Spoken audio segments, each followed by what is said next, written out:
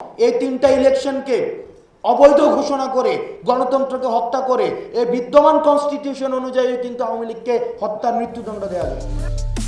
পতিত স্বৈরাচার আওয়ামী লীগের বিচারের দাবিতে নতুন কর্মসূচি ঘোষণা করেছে বৈষম্য বিরোধী ছাত্র আন্দোলন।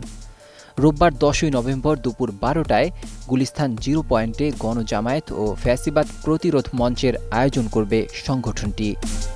আজ শনিবার বৈষম্য বিরোধী ছাত্র আন্দোলনের কেন্দ্রীয় আহ্বায়ক হাসনাত আবদুল্লাহর ভেরিফাইড ফেসবুক আইডিতে এ ঘোষণা দেয়া হয়। পতিত স্বৈরাচার আওয়ামী লীগের বিচারের দাবিতে এ কর্মসূচি ঘোষণা করা হয়েছে বলে পোস্টে উল্লেখ করা হয়েছে। ফেসবুক পোস্টে হাসনাত আবদুল্লাহ জেলা পর্যায়েও কর্মসূচি পালনে ছাত্র জনতাকে দুটি নির্দেশনা দিয়েছেন, যাতে বলা হয় লীগের সন্ত্রাসীরা ছদ্মবেশে ভাঙচুর অগ্নিসংযোগ করে ছাত্র জনতার উপর দোষ চাপাতে চাইবে। লীগের কাউকে পাওয়া গেলে পুলিশের হাতে তুলে দেবেন। আর অন্যটিতে তিনি লেখেন, গণ অভ্যুত্থানের পক্ষে সকল রাজনৈতিক সাংস্কৃতিক দল ও সংগঠনের স্বতঃস্ফূর্ত অংশগ্রহণে এই জমায়েত অনুষ্ঠিত হবে।